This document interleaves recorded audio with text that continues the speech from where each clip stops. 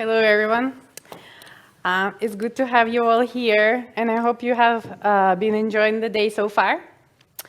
My job here is to bring a bit of institutional memory of SIANI, which we now accumulated, and also let you know what are we going to be up to in the next year. But first, does anyone know the year when SIANI was founded? Raise your hands. You don't count, you work with us. Please. 2009, was it? Yes, that's correct. So SIANI was founded in 2009, and it was founded by SIDA, the Swedish International Development Cooperation Agency, with a mandate to bridge sectorial divide and also promote the competence that Swedish researchers and Swedish institutions have, and also promote agriculture and food security in the international development arena, because everybody is more interested in like climate policy and other fancy things, but not in what we eat. And it was founded through a consultation with 142 people. And I'm wondering, are there any of these people here today? So everybody, look at these individuals, and those who joined our network this year, please remember them and talk to them during FICA after the event is finished. This will ensure the rural transformation with the youth center.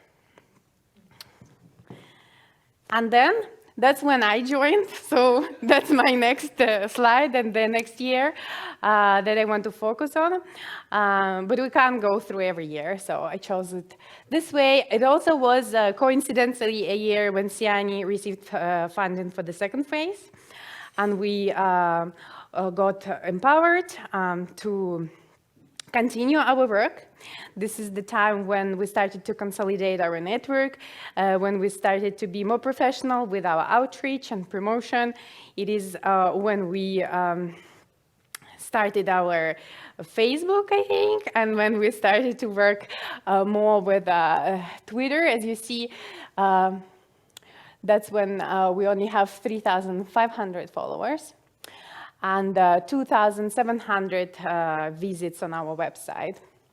It was also the time when we started our collaboration with our main partners in Sweden, which is the Swedish University of Agricultural Sciences, SLU, which is now represented by Alin and Maya, who help us to develop collaboration on that topic with trade and production and trade and sustainable agricultural production. And the second collaborator is our sister network placed in Gothenburg University Center for Sustainable Development, I think.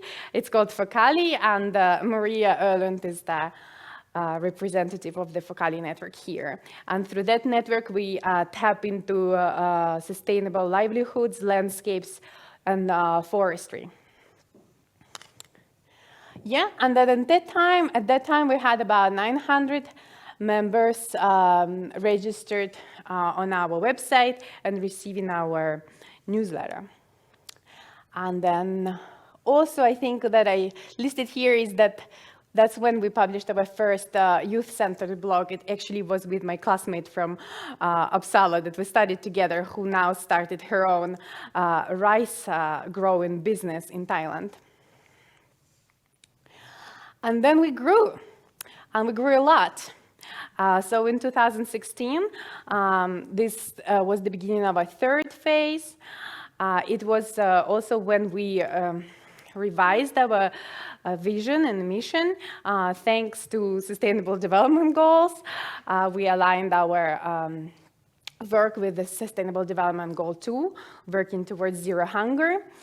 And we also started our youth section and all youth stream of work, which actually started thanks to one of the membership meetings, which was lifted by the participants of the workshops, roundtable dialogues that you participated today.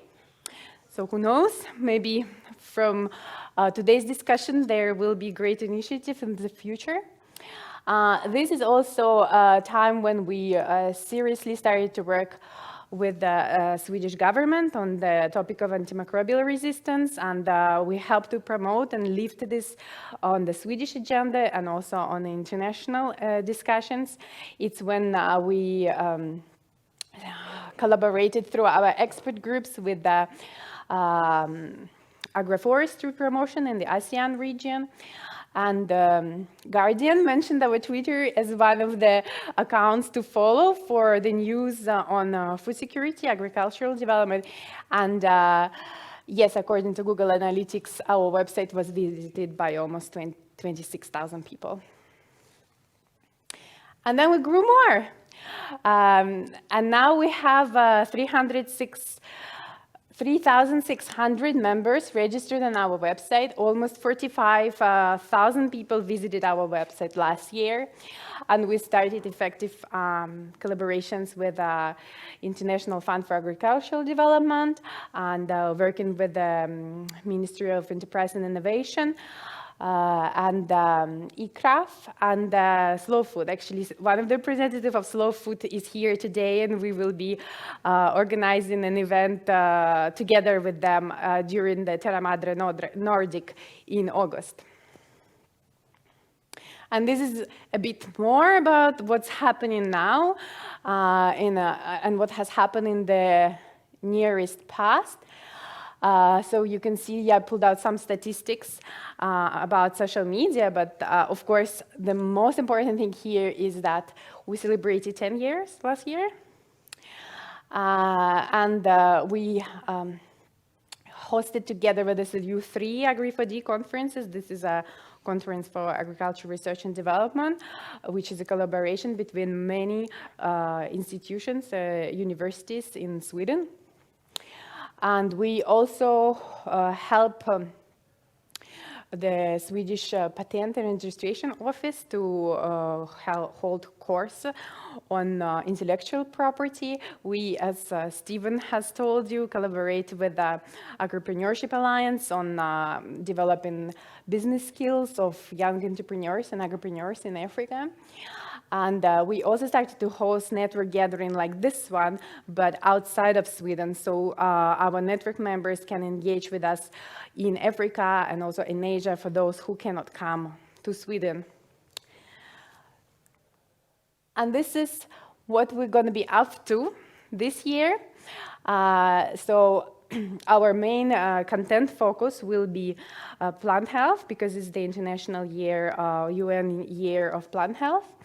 And we will focus also on youth, rural transformation, supporting IFAD and outreach and promotion of the inclusive rural transformation or youth-centered rural transformation, and also focus a lot on food system.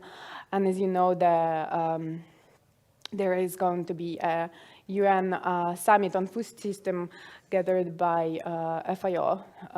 In 2021, there is a missing one there. We will also, as I mentioned, participate in the Nordic Terra Madre conference and in Järvaveckan, and host a capacity development building workshop for young researchers at SLU. So please apply for it or stay on the lookout for announcement and advertisement that will be posted soon about this event for those who are interested in developing their research skills.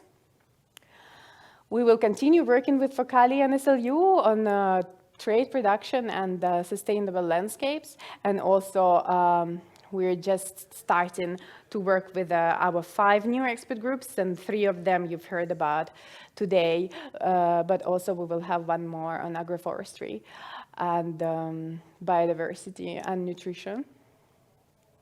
Yeah, and then we will do a lot of communications.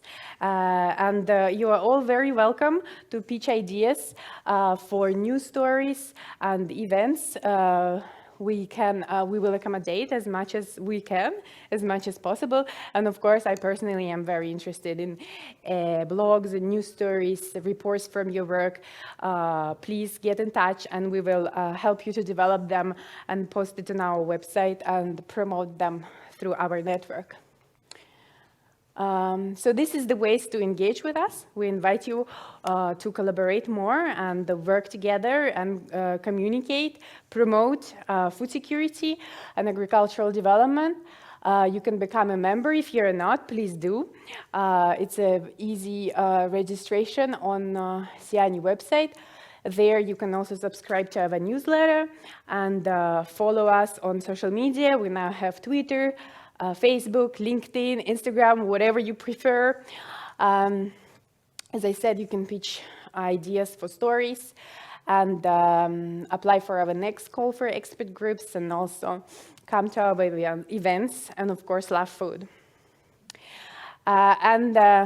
Something that I just wanted to say from my experience with another project that I work with in Stockholm Environment Institute is about research that was done by our colleagues on behavioral science, where they studied the capacity of farmers to deal with risks.